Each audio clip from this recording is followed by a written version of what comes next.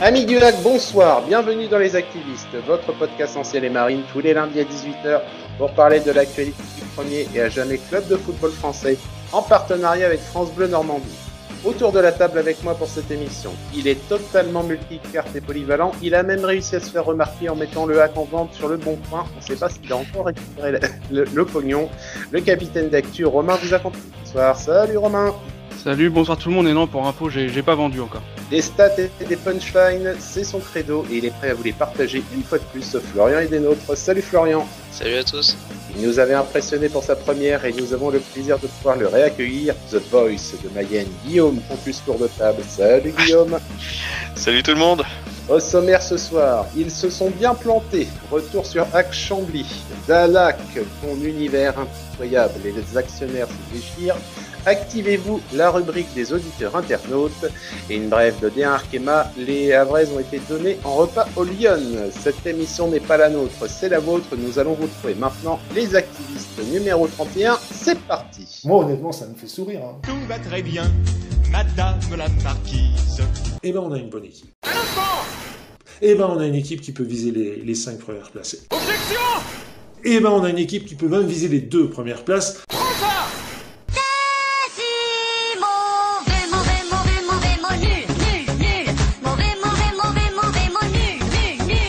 Mais honnêtement, rien ne m'a surpris. Mais à part ça, madame la marquise, tout va très bien, tout va très bien.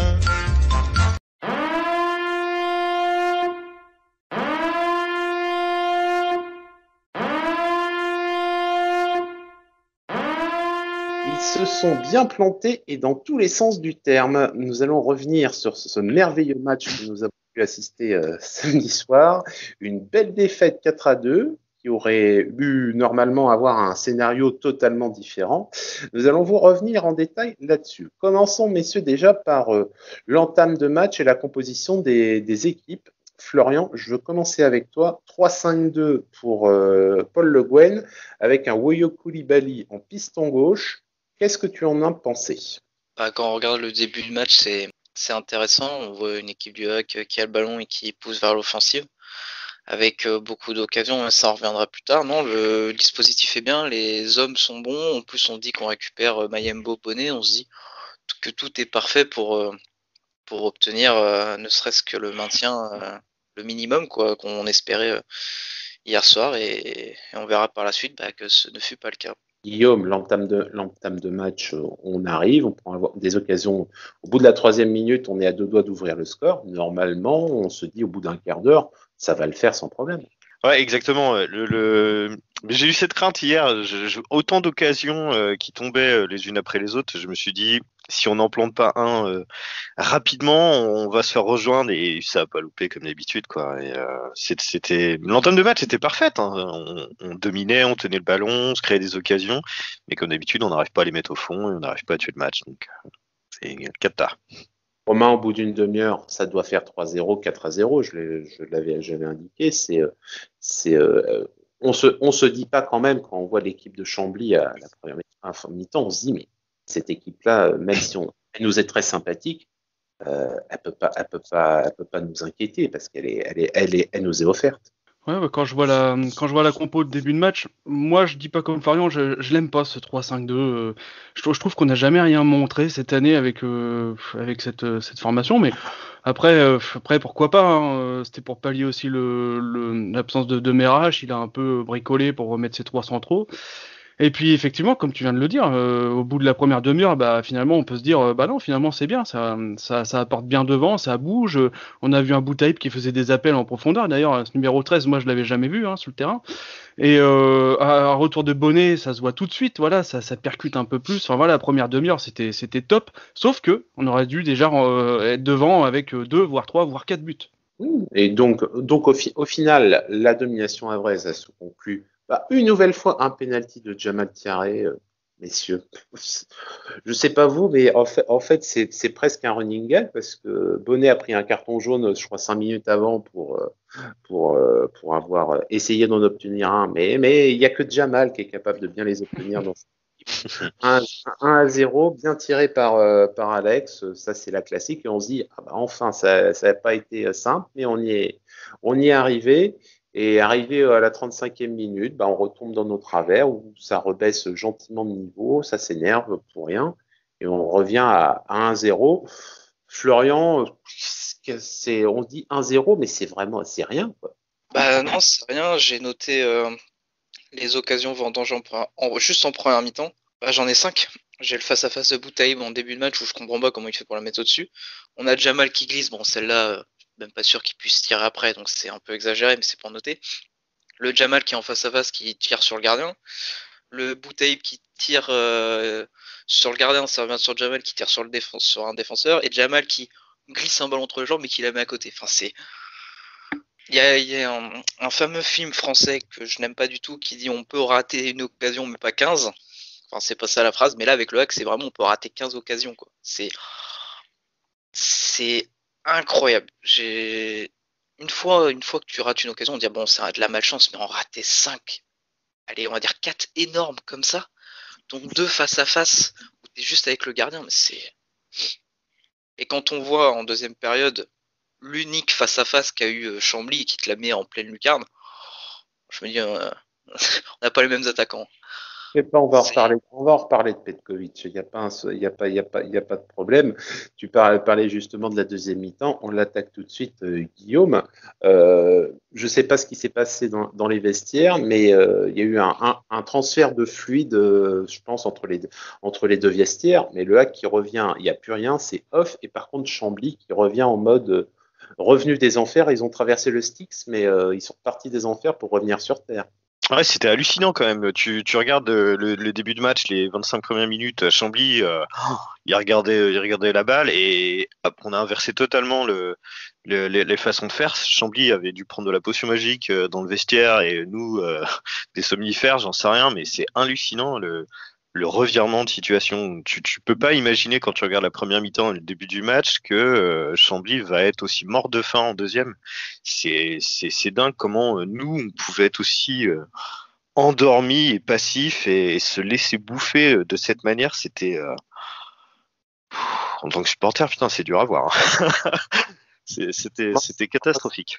Romain, ça a été dur à voir pour toi aussi. Je pense que tu as été comme nous. Tu étais devant toi et tu te dis, mais c'est un cauchemar, je vais me réveiller. Moi, je me dis, quand on prend le deuxième, je me dis, je rêve, je suis KO debout. Et le troisième, là, au troisième, c'est de la colère qui est venue. Est-ce que tu as eu des sentiments comme ça face à cette masterclass qu'ils nous ont donné pendant un quart d'heure? Oui, bah c'est clair. Moi, j'ai failli couper la télé au troisième but encaissé. On s'est pris 3 buts en 17 minutes, ça fait super mal. Je veux dire, il y a quelque chose qui est scientifiquement pas explicable au WAC. Je veux dire, je sais pas, c'est des clones qui jouent ou je sais pas. Enfin, il y a il y a quelque chose qui va pas du tout. Enfin, une équipe peut parvenir dans cet état-là, surtout qu'on mène 1-0. Ouais, on loupe des occasions, mais si on regarde le côté positif des choses, bon bah, on rentre avec une avance au score. Voilà, on se dit à la limite, ce qu'il faut, c'est faire juste le break et le match, il est à nous, quoi. Enfin, c'est hallucinant. Je comprends pas, comment des joueurs peuvent se retourner comme ça mentalement. C'est trop bizarre. On en parlait déjà, c'est que Chambly avait cette extrême faiblesse qu'il y avait, mais on a vu au moins une équipe qui avait du cœur et qui y croyait. Et c'est peut-être cet état d'esprit qui va leur permettre à eux au moins d'accrocher le barrage, même si Caen s'est peut-être protégé de la relégation directe samedi soir en prenant un point face à Auxerre. Honnêtement, dans l'état d'esprit qui s'annonce, ça va être très difficile pour certaines équipes d'accrocher les barrages et de se mettre, parce que je ne sais pas vous, mais une équipe comme on a vu samedi soir, si on part en barrage face à une équipe, je ne sais pas, qui s'annonce sûrement être Villefranche-sur-Saône, il y a un croisement des dynamiques qui pourrait me faire craindre. Ce qui me fait peur surtout, c'est que on va rencontrer Toulouse mardi prochain, donc dès demain. Toulouse qui a perdu ce week-end, donc ils n'auront qu'une envie, c'est d'essayer de reprendre 3 points parce que eux, dans la course à la montée directe, ils sont potentiellement largués s'ils gagnent pas. On va jouer Valenciennes. Ce sera peut-être pas un match claquette, mais si on joue avec la peur, on peut tout à fait avoir une mauvaise surprise. Et à la fin, tu rencontres 3. Et là, on commence légèrement à baliser un peu. Et j'espère que les joueurs vont bien se rendre compte qu'il y a un gros souci et qu'il faut vite régler certains problèmes pour assurer le maintien. On l'a dit hier, normalement, là, cette partie sur Chambly, on aurait dû la bâcler en 5 minutes pour être heureux du maintien. Ça aurait dû être ça. À la 35e minute, on aurait dû se dire c'est bon, c'est tranquille, on va pouvoir se concentrer sur le deuxième sujet. Eh ben non, il va falloir en remettre une petite couche. Et signe des temps qui prouvent qu'ils ne se trompent pas. Je ne sais plus qui l'a dit, mais c'est la signe que c'est limite la crise au hack, c'est qu'on a envoyé Alexandre Bonnet en conférence de presse d'après-match. Et quand on envoie Bonnet en après-match, en règle générale, c'est pas pour annoncer les bonnes nouvelles. Mais Ouais, par contre, il y a quelque chose qui va quand même beaucoup mieux. Je vais faire une Paul Le Guen, moi, mais les gars, on n'a pas marqué de but à domicile depuis le 3 décembre 2019, et ça, faut quand même le mettre en avant. Et l'équipe vit bien. Je trouve que l'équipe vit bien, moi. Pendant 20 minutes. Là. On va sortir les trompettes, le carnaval, c'est magnifique. Ça faisait 18 mois qu'on attendait ça. Félicitations, c'était bien. C'est sûr, il fallait la pire défense de Ligue 2 pour qu'on parvienne à conjurer ce sort-là. Et ce qui est terrible, c'est que même ces stats, on n'en a rien à faire après la rencontre de samedi. Mais bon, allez, voilà, un point positif. Voilà, tu as pu mettre un petit poids sur le plateau positif. Bon, on ne sait pas si ça réussira à équilibrer, mais en tout cas, tu as trouvé quelque chose de positif. Félicitations, Romain. Je ne doutais pas de tes grandes qualités à ce sujet-là. Et on va continuer parce que là, on a presque envie de dire que cette humiliation face à Chambly, c'était le plat de résistance. Ben non, c'était l'entrée. Maintenant, on va attaquer le gros sujet que vous attendez tous, sujet Dallac, ton univers impitoyable, c'est parti.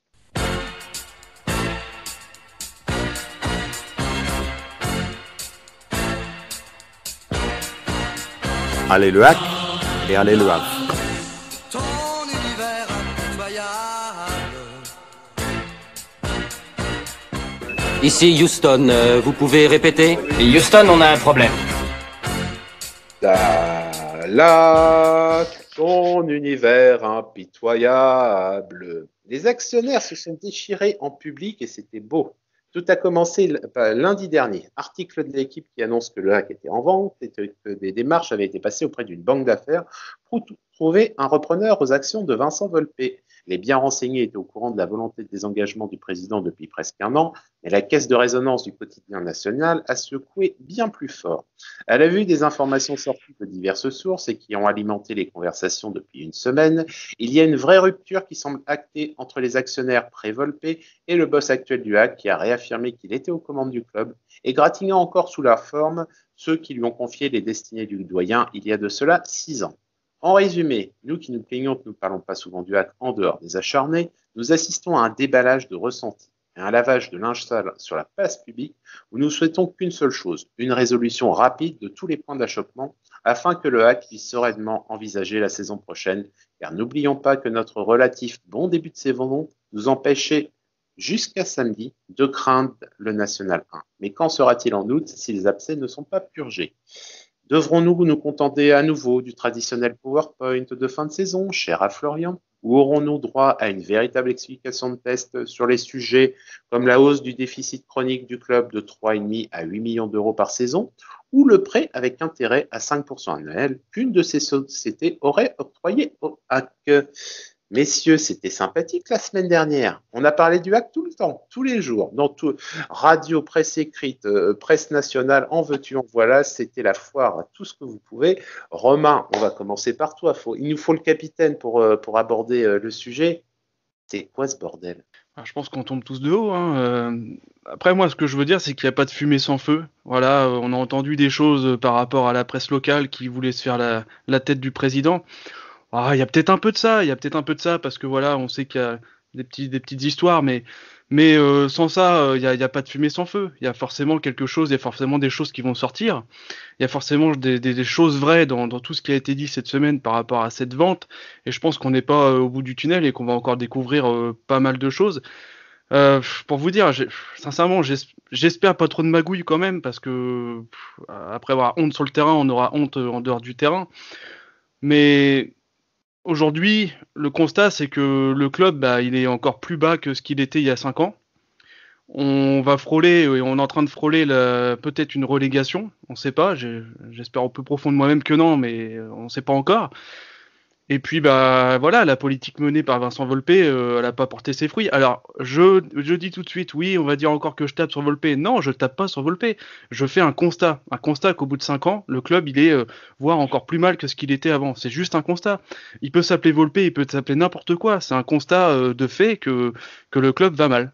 Guillaume, on va rebondir avec toi tout de suite sur ce que les propos de Romain. Qu'est-ce que toi tu ressens? Tu es comme nous, tu as pris pas mal d'informations dans la tête la semaine dernière. Est-ce que toi tu vois des choses vraiment qui te disent mais comment est-ce qu'on a pu tomber aussi bas? Ouais, exactement. Je suis comme d'accord avec Romain, c'est que, passe-moi l'expression, mais on passe déjà pour des cons sur le terrain et maintenant on passe pour des cons en dehors. Donc c'est cata. Enfin, j'ai pris un coup sur la tête au début parce que à chaque fois que le hack passait à la DNCG, c'était nickel, tout allait bien, limite on avait les félicitations du jury. Et quelques mois après, on apprend que le club est dans une situation catastrophique, que le club est à vendre, qu'on a un déficit qui s'est accru au fil des années et que rien ne va. Donc ça me surprend par rapport à ce qu'on nous disait il y a quelques mois où tout allait bien et que c'était pas un problème d'argent ou quoi que ce soit. Et puis effectivement, avec les preuves qu'on nous amène, enfin les preuves. Les faits qu'on nous relate dans la presse, etc. au fur et à mesure. Les informations. Les informations, ouais. Les infos qu'on nous relate dans la presse au fur et à mesure.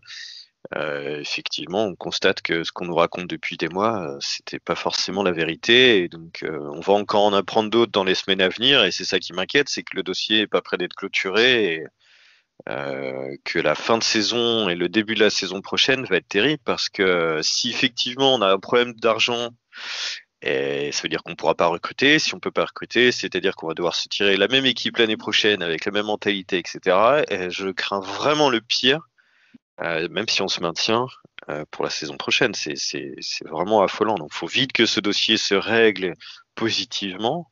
Sinon, on va dans le mur et en klaxonnant. Florian, est-ce qu'on klaxonne très fort dans le mur ou est-ce que toi, de ce que tu as vu, quel est pour toi le point qui est le plus sur lequel tu te dis mais non, là on est allé trop loin? C'est quoi? C'est la guéguerre intestine, c'est une gabegie qui est peut-être en train de se faire, ou ce seraient des choses qui seraient encore un petit peu plus sales, sachant que nous n'avons pas d'informations confirmées sur le sujet.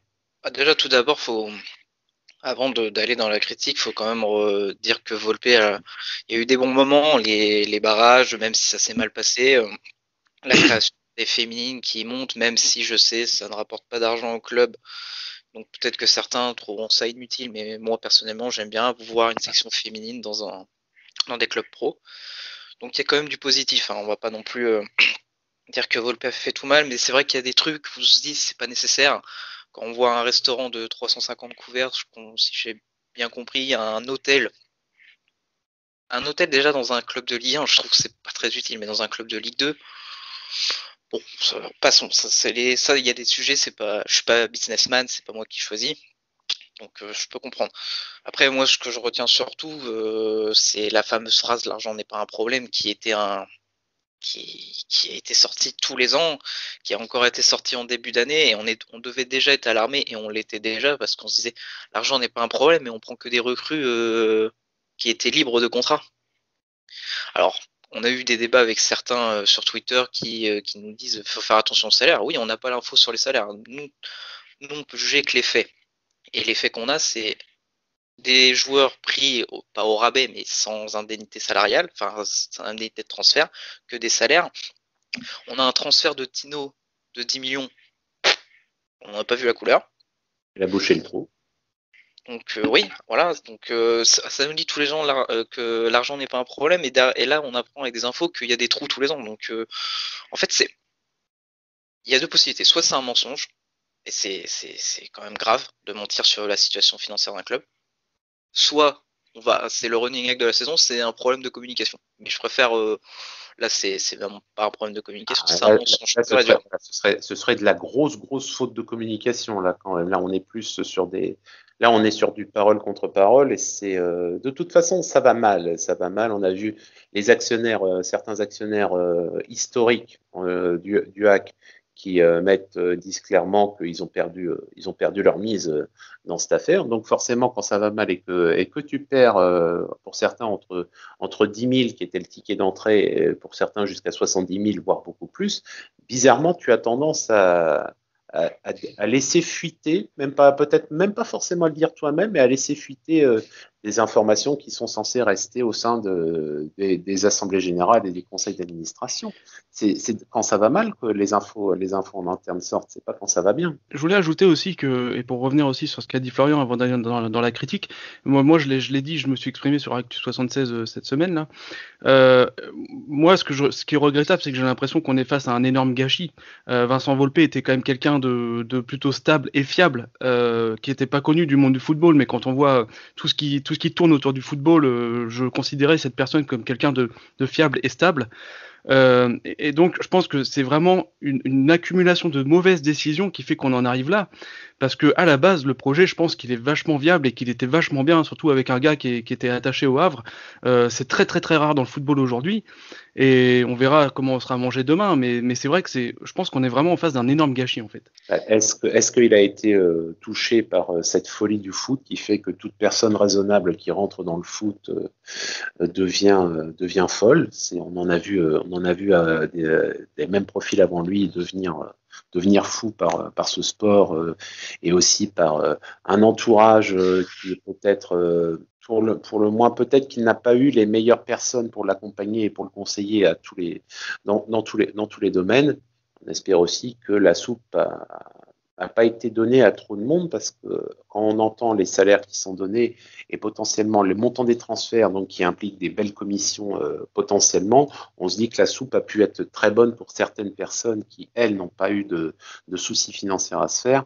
On espère qu'on en apprendra un peu plus sur le détail de ce qui s'est passé. Après, pour revenir on a vu passer des rumeurs que je qualifierais de toxiques.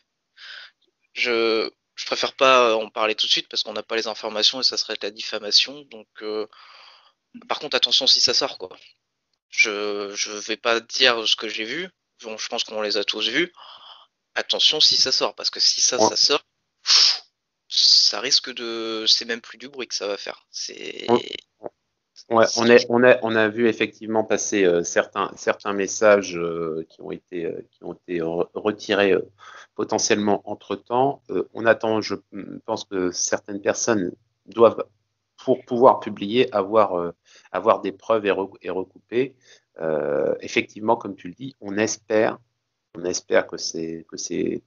pour le coup, on espère que c'est une vraie faute de communication et que c'est pas des faits avérés, parce que là pour le coup, ça nous mettrait encore un coup et ça inciterait encore plus les amoureux de ce club à s'en éloigner, et ce serait quand même très très dommage que tout soit détruit, sachant qu'on sait que quand le stade Océane va rouvrir, il y aura pas grand monde au stade, parce qu'on a perdu beaucoup de monde là pendant ces 18 mois. Entre le Covid qui nous a éloignés naturellement de l'équipe, plus les prestations qui ont été du passable à l'indigent sur la période concernée, ce serait vraiment, comme tu le dis, un énorme gâchis de devoir passer. Nous reparlerons malheureusement, je pense, dans les prochaines semaines, car cette affaire n'est pas terminée. Ce n'était que le premier épisode et on espère que les nouvelles seront meilleures pour les prochaines semaines. En tout cas, à notre niveau, nous en avons terminé. Chers amis auditeurs, la parole est à vous. Activez-vous, c'est parti.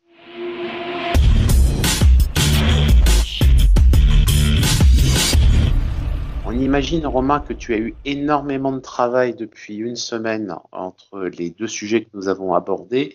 Il a fallu faire un choix. Désolé à tout le monde parce que vraiment, c'était impossible de pouvoir tous vous citer tant la quantité était importante et la qualité que vous nous donnez aussi. Romain, à toi de commencer. Je voulais déjà vous revenir sur ce qu'on vient de parler, donc à propos de la vente, il y a eu pas mal de réactions, on a fait un petit sondage. Voilà, je voulais rappeler aussi que l'essence même d'Actu et des activistes, c'était pour que les gens s'expriment, c'est pour ça qu'on relaie les expressions des gens. Ça veut pas forcément dire qu'on est d'accord avec eux ou qu'on est en phase, enfin voilà, c'est juste qu'on fait du relais. Et donc je commence tout de suite avec la vente. Donc le sondage était Vincent Volpe qui souhaite se désengager du hack. Est-ce une bonne chose? Attention danger ou ça ne changera rien? Et c'est le attention danger qui l'emporte avec quasiment 48% des voix.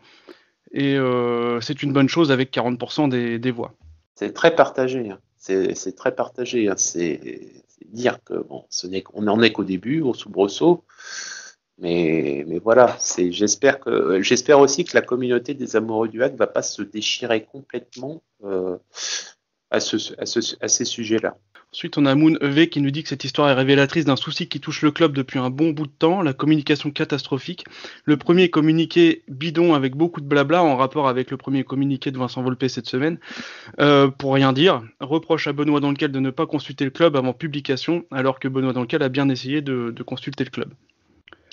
Pour le communiqué, pour l'avoir reçu dans ma boîte mail, j'ai lu le truc et j'ai fait, je comprends rien. Et avec le recul, je me suis dit, ça c'est ce qu'on appelle panique à bord.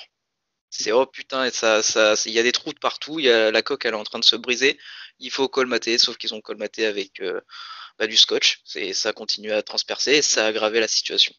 C'est de la communication de crise. Ouais, voilà, c'est ça. Et encore, c'est une mauvaise communication de crise. Il y a LGS Hack qui est un peu comme nous tous, qui souhaite que une situation claire et stable se mette en place rapidement, vente ou poursuite de Volpe, car pour les 150 ans du hack qui seront l'année prochaine, on le rappelle à tout le monde, on a besoin de sérénité et d'un vrai projet sportif. J'avais oublié ça. Ça va être compliqué. Ça va être compliqué. S'ils pouvaient faire qu'on soit pas en national pour fêter ça, ce serait horreur. Ouais, c'est clair. Et puis je termine avec Sharkbu qui nous a sorti quelques photos un peu, je vais pas dire inédites, mais un peu marrantes quand même de cet actionnaire, Monsieur Duval, qui a sorti ses mots dans la presse et qui lui demande de retirer. Ouais, c'est très bon. Qui lui demande de retirer ses billes du hack et qui s'en aille définitivement. On ne peut être actionnaire du hack et supporter d'un autre club. Tout du moins comme il le fait. Et c'est vrai qu'on a vu passer pas mal de photos de l'actionnaire au Vélodrome avec des écharpes, des maillots, etc. de l'Olympique de Marseille. C'est vrai que c'est un peu hallucinant, quoi. Après, un actionnaire, c'est un investisseur. Un supporter, ouais. C'est peut-être pas forcément un supporter. Bon. Ça fait tâche quand même. Ça fait mal. Il a signé la fameuse tribune des actionnaires, parce que c'est. Oui. Ah bah s'il l'a signé, à un moment, faut se mettre. Tu peux pas parler du cœur alors que ton cœur il est à Marseille. Ouais, c'est clair. Non, c'est clair. Voilà, moi j'ai fini avec les réactions des gens là à propos de la vente. Je vais vous partager quelques trucs un peu plus marrants pendant le match de Chambly avec Carpet pour les intimes, qui est vraiment voilà, qui est vraiment très bon, franchement. Donc il nous dit en plein dans le match, quand il faut provoquer des pénaux, il y a du monde, mais pour mettre la balle au fond, il n'y a plus personne. Comme dit Jean-Claude, le plus important c'est de conclure. Et il a aussi offert un livre à Woyo Koulibaly pendant le match. C'était apprendre à défendre pour les nuls. Voilà, désolé Woyo, mais t'enchaînes les mauvais matchs. Alors on était obligé de la passer. Au final, un but pris sur une erreur de Koulibaly, c'est dur, mais ça aussi, ça fait partie de l'ADN du club dans la régularité sur les derniers matchs. C'est dur, mais c'est comme ça.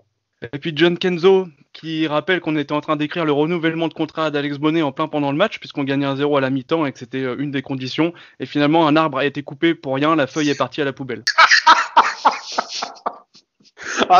Celle-là m'a beaucoup fait rire. Ça m'a beaucoup fait rire. C'était, oui, t'es obligé de changer toutes les dates, c'est compliqué. Et sans blague, qu'on en soit encore à pas avoir, je veux bien croire qu'il y ait une règle ou qu'il y ait des choses comme ça. Sans déconner, vu ce que Alex il fait depuis 6 mois, je pense que c'est comme tout. Il y a les règles et les exceptions. Moi, je pense que Bonnet, ça pourrait être une belle exception. Et puis il nous rendrait bien service même en national. Faut pas. Que son contrat ne lui ait pas déjà été proposé, je sais même pas quoi dire. Après la saison qu'il fait, c'est honteux. L'avenir du hack s'inscrit avec Bonnet, que ce soit en Ligue 2 ou en national. En national, ce sera un très très bon joueur. On a besoin de gars comme ça qui sont depuis longtemps dans la maison. Bien sûr. Vous inquiétez pas, la feuille va être utilisée pour annoncer que Bonnet change de club. Vous inquiétez pas, les gars. Oh là là. Il n'y a pas de problème. Au bûcher, hérétique, au bûcher. Allez, une dernière réaction pendant le match. LG Steve qui dit non mais sérieux, je pars ranger des trucs dans la cuisine et je reviens, on s'est pris 2 buts. Le mec, il va vider le lave-vaisselle et il revient, il comprend pas c'est quoi ce bordel. Et faut se dire, Steve, au final, t'as eu moins mal à vider ton lave-vaisselle plutôt qu'à regarder ce que t'as loupé. Donc l'un dans l'autre, c'est pas plus mal, quoi. Allez, je vais vous partager des réactions d'après-match. Alors, ça va, il y a des touches qui vont nous faire rire, il y a des clashs, donc on va naviguer entre les deux. Je commence par Benoît Donkel. Plutôt que de chercher une star en salle de presse, sans doute aurait-il fallu depuis longtemps se pencher sur ce manque de caractère flagrant depuis le début de saison. Cette équipe n'a progressé dans aucun domaine, ni collectivement, ni individuellement. Non, mais de toute façon, les problèmes de terrain et les problèmes financiers du club, on sait tous que c'est la faute de Benoît. Voilà, faut pas chercher plus loin. Arrête de mentir, Benoît, arrête de mentir, j'arrête pas de lui dire. Benoît, on sait tous, Benoît, que c'est de ta faute, donc maintenant il va falloir prendre la parole et faire un petit PowerPoint et nous expliquer pourquoi ça va mal. Il a envoyé par quand, c'est pas possible. Oh, c'est beau, ouais, non, mais et d'ailleurs, on l'a pas dit, mais le Covid, c'est la faute à Benoît. C'est la faute à Benoît, le Covid. Eh oui. Mediapro aussi. Mediapro aussi, oui. Mediapro surtout, ouais. Bon, allez, il y a des chasses qui nous partagent une image. Alors, bien évidemment, à l'antenne, vous pouvez pas la voir, mais c'est la semaine du hack résumée en images. Et c'est une maison qui se détruit brique par brique et d'un seul coup qui tombe d'un seul coup. Ouais, c'est un peu ça. Il y a encore un pont de mur qui tient, mais t'as déjà la façade qui s'est barrée, donc c'est sûr que ça va être. C'est malheureusement la situation actuelle. Et j'espère effectivement qu'on ne va pas avoir un arrêté de péril qui va tomber. En parlant du Covid, il y a Longstaff qui nous fait un beau parallèle avec le Covid. Ce qui est formidable, c'est que Polo est un variant des pires entraîneurs de ces dernières années. Aussi guimauve et langue de bois que Dory, aussi tête de mule que Tanchot, et possédant les mêmes qualités techniques que Goudet. Formidable. Ah là, on sent, là, il y a toutes les rancœurs et les colères là, qui sortent. Là, c'est bon. Et on retrouve notre ami Carpette pour les intimes qui dit « Match pourri, la fiabilité de ma voyance est tombée à 0 à cause de certains incompétents. » Il y a quelqu'un qui a suivi son prono en misant sur Boutaïb qui marque 2 fois. Doublé de Boutaïb, ouais. Je l'ai vu et force à lui parce que quand on voit les occasions vendanger... Et mon PEL a eu chaud parce que j'ai promis à Carpette que je mettais mon PEL sur sa prochaine vision lors du prochain match, pas celui-là. Si Boutaïb marquait 2 buts. Bon, bah ça va. Heureusement que tu l'as cassé ton PEL il n'y a pas longtemps. Hein. Au moins, il n'y a plus grand-chose dessus. Voilà. Allez, LG Steve qui nous dit tout est raté cette saison, il n'y a pas de jeu, pire attaque de Ligue 2, notre meilleur buteur est penalty, presque la pire équipe à domicile, aucune réaction face aux concurrents directs qui nous passent dessus sans transpirer, Dunkerque, Chambly, Pau. Il dit on est pour le moment presque la pire équipe à domicile, est-ce qu'on n'est pas devenu la pire équipe à domicile? Je vais vérifier ça tout de suite. Ce serait à vérifier ça. Par contre, on a égalé un triste record. Les records, ça y est, c'est bon. Il y en a un qui sont battus. Non, égalé seulement sur les. Alors, c'est notre ami Daxstat qui a mis ça ce matin. La version du Hackfoot 2021 vient d'égaler un record qui date de la saison 70-71. 6e défaite à domicile de la saison. Il reste encore 2 matchs. Pour rappel, le Hack, à cette saison-là, était descendu en Division 3. Eh bien, mais non. Non. Non, on va s'arrêter là. Donc, il faut qu'on fasse pire pour ne pas descendre. Voilà, on a compris. Donc, on va perdre contre 3 et comme ça, on ne descendra pas en national. Et est-on devenu la pire équipe à domicile, Florian? On a 4 points d'avance sur Châteauroux. Oh purée, ça va. Par contre, on a la pire attaque à domicile. Alors par contre, ce qui est impressionnant, c'est 19e équipe à domicile, 5e équipe à l'extérieur. C'est vraiment l'équipe des Gémeaux. Quoi. Donc l'année prochaine, s'il vous plaît, on ne joue plus du tout à Océane. Ça fera des économies pour les abonnements. Et comme ça, on jouera au moins la montée. Voilà. On peut s'abonner pour les matchs des supporters. Allez, j'ai encore 2 réactions à vous partager. J'ai W Grumpil qui nous dit on risque enfin de jouer quelque chose cette année, mais dans le sens contraire des envies du club en début de saison. Polo est vraiment trop bon, l'équipe est à son image, chiante, molle et sans intérêt. Mais bon, l'américain changera rien, car aussi mou que le Hackfoot. D'ailleurs, il y a quelqu'un qui a dit très judicieusement que les levées sanitaires sont mimées pour les spectateurs. Il y a un petit barrage de national qui est là. Hein. Si jamais quelqu'un veut aller voir un match, il y a un petit barrage de national contre Villefranche là. Et les gars, on fera la route. Ça serait pas mal. Ouais. Allez, je termine par CSC officiel parce que le pauvre, on pense plus à lui, ça fait longtemps qu'il a marqué et voilà. Donc il a posté un message de désespoir, il est à la recherche d'un club qui joue au football. Il ressort d'une saison quand même avec 4 buts en Ligue 2 BKT et 2 buts en équipe de France, je crois. Il précise qu'il peut jouer à n'importe quel poste. On lui souhaite en tout cas de trouver un club plus rapidement que la signature d'Alexandre Bonnet sur le contrat arrive, quoi. Ouais. En tout cas, chers amis auditeurs, vous avez du talent, on le répète, et cette semaine, vous avez eu beaucoup de talent. Je pense que ça a pu aider certains à ne pas broyer du noir tant la semaine a été compliquée. Merci encore à vous. Nous allons maintenant passer une brève sur nos amies féminines qui, malheureusement, n'ont pas créé de surprise. Et un Arkema, c'est maintenant.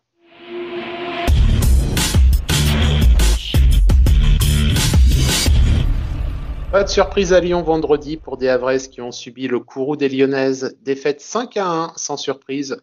Au moins un but marqué, mais le chemin de croix vers la conclusion du championnat n'en finit pas. Et la délivrance ne viendra qu'avec l'officialisation du statu quo des participantes en D1 Arkema l'année prochaine. Plutôt que de s'étirer sur le sujet, l'équipe d'Actu préfère souhaiter un prompt rétablissement à Lina Boussa, vraiment pas épargnée par les blessures cette année, et qu'on souhaite revenir en pleine forme pour une saison pleine l'année prochaine. Et c'est fini pour ce soir. Nous vous remercions de nous avoir suivis. Pour ne pas manquer nos prochaines émissions, abonnez-vous à notre chaîne YouTube, laissez-nous un pouce bleu, un commentaire et mettez la cloche afin d'être prévenus dès la sortie. Nous sommes également disponibles sur toutes les plateformes de podcast. Rejoignez-nous sur Twitter @actu_fr avec le hashtag activiste au pluriel, ainsi que sur notre site actu.fr pour recevoir nos alertes articles et participer au concours de pronostics. Vous pourrez nous retrouver sur l'antenne de notre partenaire France Bleu Normandie chaque jour de match. Retrouvez également 100% Ciel et Marine du lundi au vendredi entre 18h et 18h30 avec Greg Godefroy, François Manoury et Sylvain Geffroy. Nous vous souhaitons une bonne soirée. À bientôt pour le prochain numéro des Activistes. Et en attendant, allez le hack et allez le Havre. Merci.